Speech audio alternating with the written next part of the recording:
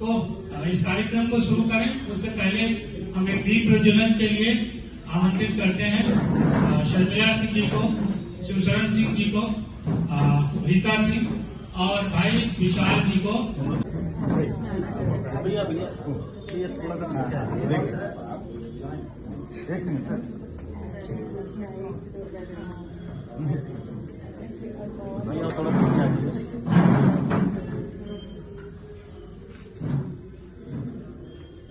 नीना जी, निधि जी, दीप्ति जी, आप लोग भी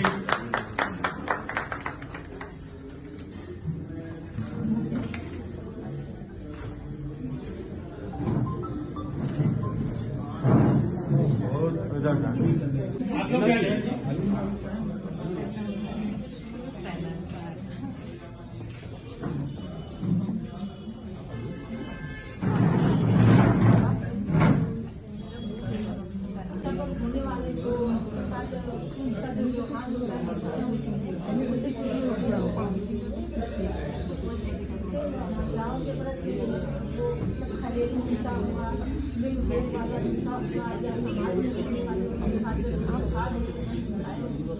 उसके प्रति सेमिनार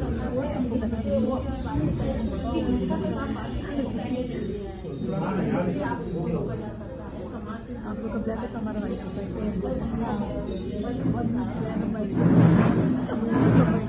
ये कि ओवरऑल जो पर्सनालिटी है उसके बारे में वो लोगों को समझाती हैं। तो हमें ये समझना है जो हिंसा होती है उसका क्या प्रभाव पड़ता है, क्या प्रभाव उनकी ओवरऑल पर्सनालिटी में पड़ता है। हम स्वागत करते हैं निधि जी का। टॉपिक है जो आई थिंक बहुत ही सेंसिटिव है और जिस हिसाब से सोसाइटी में बहुत सारे इश्यूज क्रिएट हो रहे हैं, तो बहुत इम्पोर्टेंट है कि कुछ 2-3 बातों के पहलुओं को मैं डिस्कस करूंगी आज।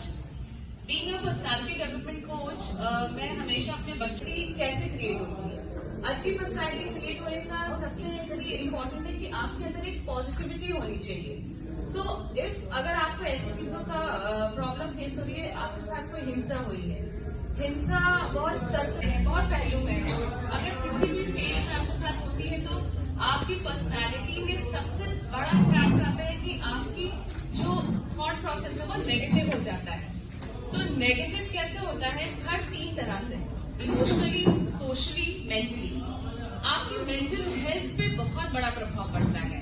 महिलाएं हैं, बच्चे हैं, मतलब एक किशोरी अवस्था में जो जिस तरह का शोषण हो रहा है महिलाओं का, बच्चों का, बच्चियों का, जिस तरह की न्यूज भी हम लोग देख रहे हैं, तो अगर हमने एक समाज का बहुत बड़ी जिम्मेदारी है कि इन चीजों को हम समझें और ये चीजें हमारे घर से ही स्टार्ट होती है। तो अपने घर में जितनी भी महिलाएं हैं, बच्चे हैं, उनका सशक्तिकरण करना बहुत जरूरी है। शिक्षा की बहुत जरूरी है। शिक्षा का अधिकार सबके पास है, सबको बराबरी से मिलना चाहिए। और शिक्षा के साथ ही बहुत जरूरी है कि बच्चों के साथ एक अच्छी बॉन्डिंग रखें।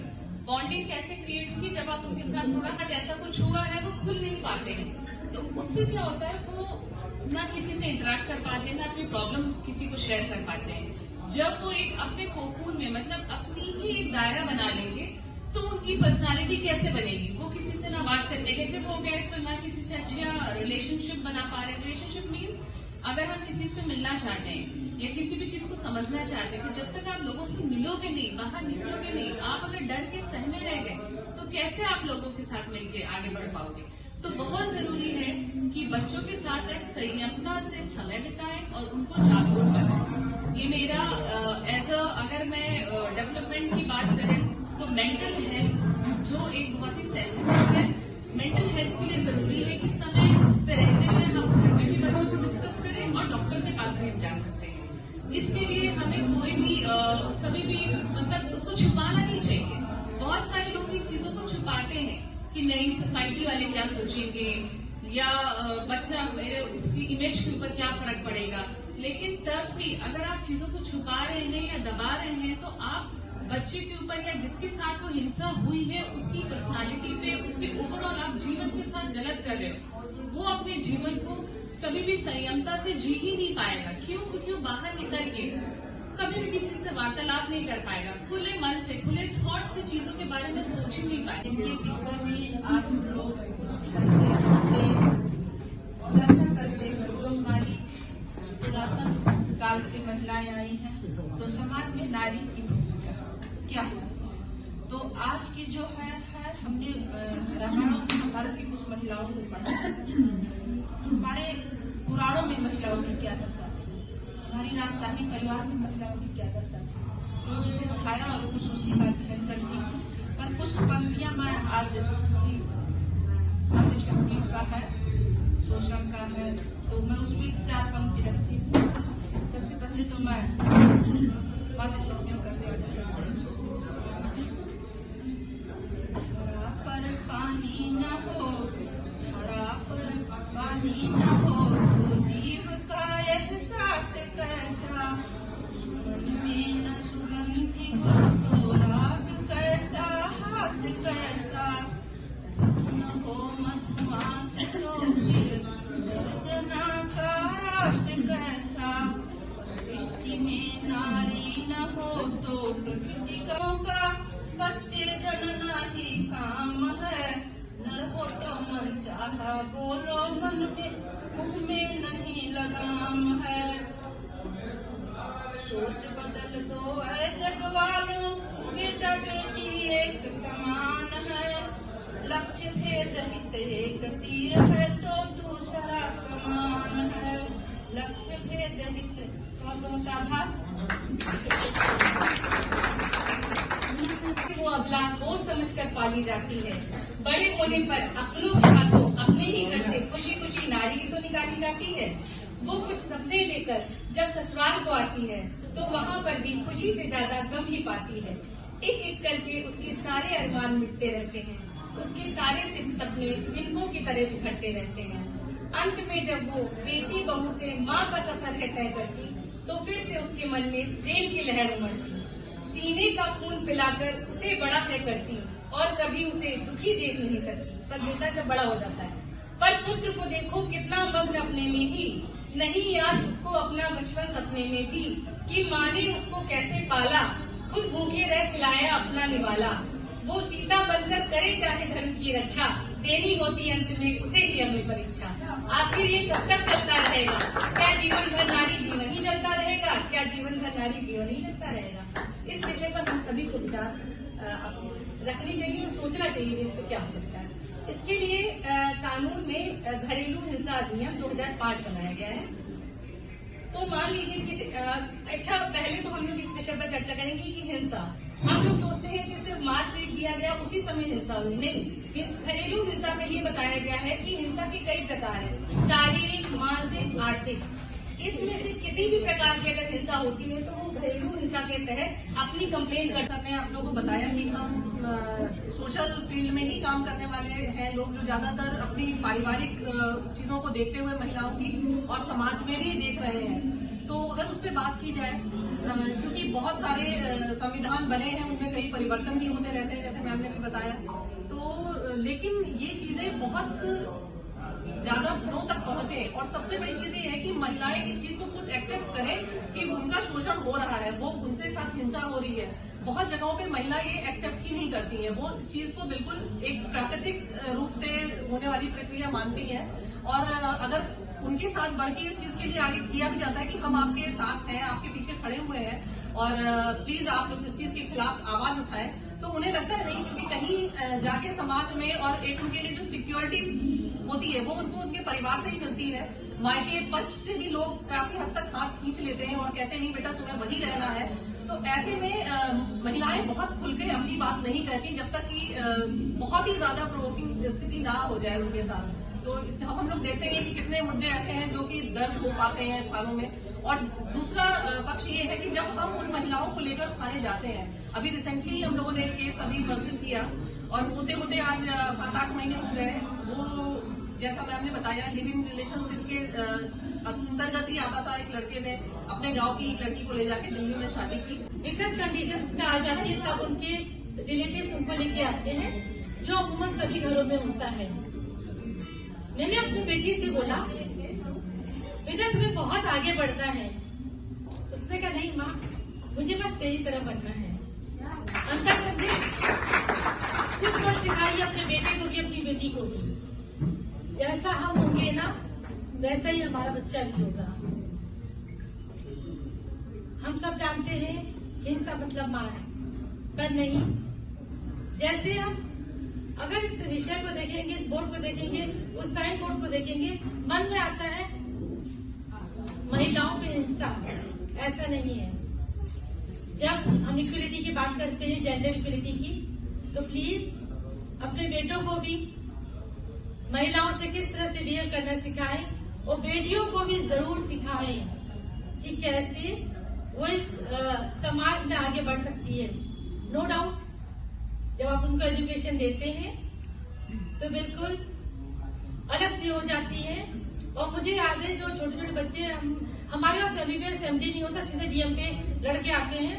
कुछ लड़के तो जब बहुत टफ होता, हमें 24 घंटे तक घर नहीं जाना पड़ता, 36 घंटे तक, तो डिप्रेशन में आ जाते हैं।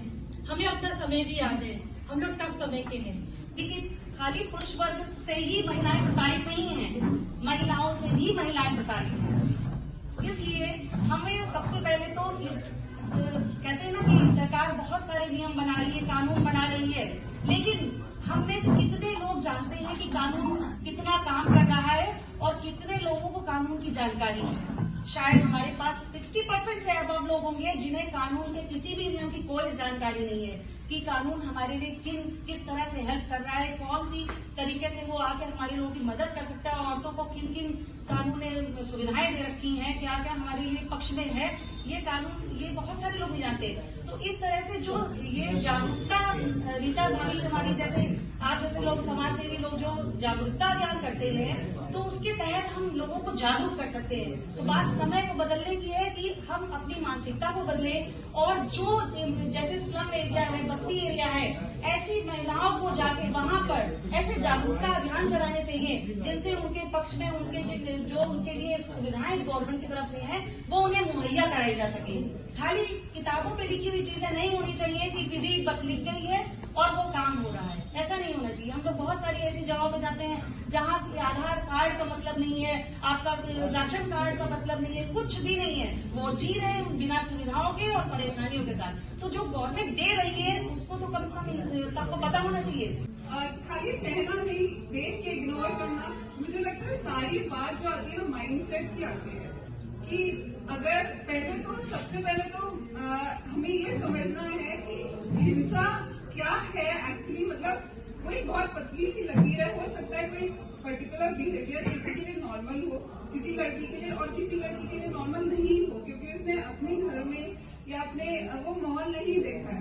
तो उसको अपनी बाउंड्री बना के रखनी है, ड्रॉ करके रखनी है कि हाँ इससे ज्यादा नहीं, और अगर उससे ज्यादा है तो शी शुड लर्न टू से नो। कहाँ पर ना बोलना है वो उसको पता होना चाहिए। थर्ड पॉइंट मैं ये कहूंगी कि आई थिंक इंडिपेंडेंट हो, फाइनेंशियली इंडिपेंडेंट होना बहुत बड़ी चीज है, लेकिन वो तो एक लेवल के बाद ही होगा। बट अगर हम अपने जो साथ के लोग हैं, साथ की महिलाएं हैं या अपने फ्रेंड सर्कल, तो उसको एम्पावर करने की कोशिश करें। अपने नई जनरेशन है उसको सिखाएं किस तरह से कहाँ पर रुक जाना है, कहाँ पर नहीं। एक छोटा सा एग्जाम्पल मैं दूंगी, जैसे सपोज कोई ऑफिस है, किसी बॉस का बिहेवियर या कोवर्कर्स का बिहेवियर, सपोज कंधे पे हाथ रखना ही चाहिए, तो हो सकता है एक लड़की के लिए वो ठीक हो, बट अगर नहीं ठीक है तो उसको बोलना है कि मेरे लिए ये चीज नहीं ठीक है। हम अभी बता रहे हैं कि हमारी शादी को 20 साल हो गए और हमें नहीं लगता कि हिंसा हो गई है घर में कभी। क्या हमारे भैया लोग कभी बैठे क्या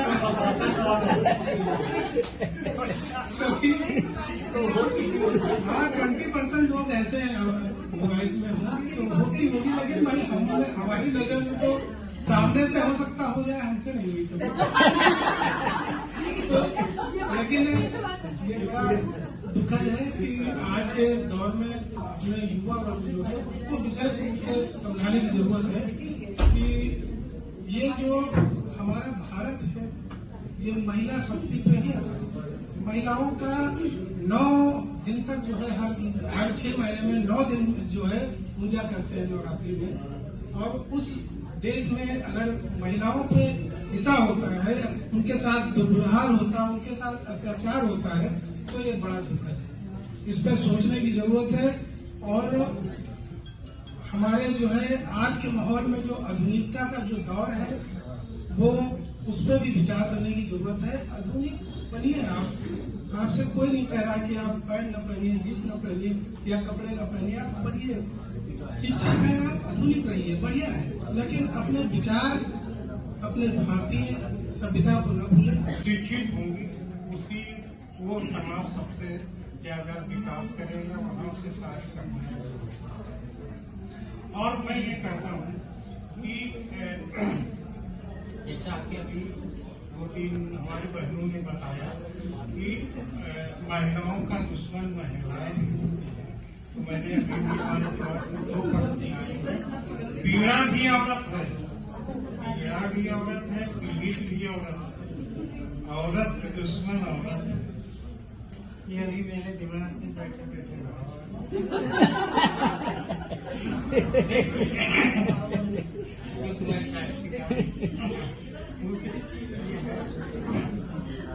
तो इसकी वजह से कोई भी हिंसा, महिला हिंसा हो या कोई भी हिंसा, कोई घटना, आज जैसे संविधान का चरण चल रहा है, आप पुलिस बहुत कुछ छुपाती है, बहुत कुछ नहीं बताती है, लेकिन मीडिया का काम वहां पे आता है कि हर चीज ओपन होनी चाहिए।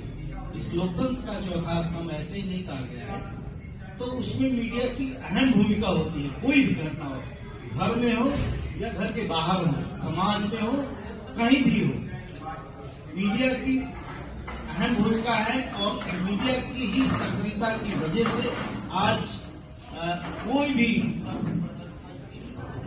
भी घटना कहीं भी घटी तो छिप नहीं सकती है। मीडिया से अगर ओझी हुई तो आज एक नया सोशल मीडिया हमारे बीच में है, पूरी दुनिया में है, दुनिया की सेकंडों में खबर आ जाती है और उस पर लोकल मीडिया तुरंत एक्टिव हो जाती है। अगर एक भी कोई मैसेज निकला सोशल मीडिया से या इलेक्ट्रॉनिक मीडिया से या प्रिंट मीडिया के किसी छोटे बैनर से, और जहां एक महत्वपूर्ण घटना नजर आई, उसमें तहकीकात हुई। मतलब पुलिस तो तहकीकात बाद में करती है, मीडिया ऑपरेशन पहले करती है। मीडिया इतना सक्रिय है हर मामले में, तो मैं समझता हूं कि ये मीडिया की जरूरत ही न पड़े अगर सास कभी पहुंची। हिंसा जो है, जो घटनाएं हैं जो हो रही है समाज में हमारे, आमतौर से चहारदीवारी के अंदर है, और चहारदीवारी से बाहर लाने के लिए उनमें हमको महिलाओं को रोज से जागरूक करनी है। अभी मैं बताता हूँ आपको, एक पिछले हफ्ते की है, वो पुलिस चौकी है, पुलिस जो है काम नहीं कर रहा है, उल्टी बात है। महिलाएं काम कर रही हैं, जो महिलाएं काम नहीं कर रही हैं, केवल घरेलू महिलाएं हैं, उनका पति काम नहीं कर रहा है। अब वो शाम को आया, शाम को जब आया तो उसने कहा, महिला ने कहा, भाई पति ने कहा कि भाई कुछ खर्चे के लिए, कुछ शाम को खाने के लिए बनना है, कुछ खाओ ये, तो वो काम ही नहीं कर रहा है। जब काम नहीं कर रहा है तो एक माहौल पैदा होता है और घरेलू हिंसा होती है। हिंसा होती है तो ऐसे केसेस जो है हमने मजाक करते हैं, मजाक नहीं कहेंगे, आप आगे देखिए, आपकी हकीकत है कि बड़ी संख्या में पुलिस जो है, एक घटना में और देखता हूं मैं चौक इलाके में, जब एक गाड़ी में बैठी है आप आके, तो आसपास जो है वो 3-4-5 औरतें आके जो खड़े हो जाएंगी, बहुत से बच्चे हैं, बच्चा है, बच्चे कबूटी बनाए हुए हैं, और वो आपके आगे आके जो है गाड़ी में आप बैठ रहे हैं, आप ले गए, पठाना लोगों को कुछ सबूत हो जाएगा, इसलिए आप जो है कुछ तो कुछ निकाल के दे देंगे। ये महिलाओं का वो क्लास है, तो काम जो काम भी नहीं करता है, भीख मांगता है, और पति भी काम नहीं करता है उसका। हम लोग के साथ उनका बड़ा जुड़ाव है, बहुत लंबे समय से हमारे साथ है। शर्मिला जी खुद सामाजिक कामों में बहुत आगे रहती है, कॉलेज के बच्चों से लेके उनके कॉलेज में तमाम तरीके के आयोजन होते रहते हैं। कभी किसी भी सामाजिक संगठन ने अगर आयोजन के लिए कहा होगा तो हमेशा उसका सहयोग देती है। शर्मिला जी, आपका स्वागत। पहली बार आई हूँ और मेरे लिए कुछ नई सी चीज है महिला हिंसा, क्योंकि शायद इस तरह का माहौल कभी देखा नहीं है। क्योंकि बचपन से भले चाहे गांव में रहे हैं चाहे लखनऊ में रहे हैं, हमेशा मुझे लगता है महिलाओं को, लड़कियों को ऊपर ही देखा है। और डिफरेंस बहन भाइयों में और बेटे बेटियों में तो दूर दूर तक नहीं सुनाई दिया। तो ऐसा नहीं है कि हमारा समाज बहुत खराब है, हमारे समाज में सिर्फ कुरीतियां हैं, हमारे समाज में बराबरी नहीं है। मुझे लगता है कि ऐसे बहुत से परिवार हैं जिसमें इन चीजों का कोई महत्व नहीं है, जिनमें इन सब चीजों के बारे में सोचा भी नहीं जाता है। हम लोग एक बहुत अच्छी जगह बैठे हैं, एक स्कूल में हैं, जहाँ हमारे पास बच्चे बिल्कुल कच्ची मिट्टी के समान होते हैं जब आते हैं, और जब काफी बड़े हो जाते हैं 12th क्लास करके वो निकलते हैं, तो हमें अच्छा लगता है कि हम बहुत सारे वो संस्कार उनको दे पाते हैं जो हम देना चाहते हैं। कई बार ऐसा होता है कि बच्चा बहुत अच्छा है, हमारे लिए पेरेंट्स को समझाना बहुत मुश्किल होता है। हमारे पास बहुत ऐसे लोग आते हैं जो कहते हैं बच्चों के लिए वर्कशॉप्स करनी है, ये टॉपिक है, वो टॉपिक है, तो हम लोग हमेशा उनसे यही कहते हैं कि बच्चे तो वही करेंगे जो हम और आप करेंगे। हमें सबसे ज्यादा वर्कशॉप की जरूरत तो उनके पेरेंट्स की है।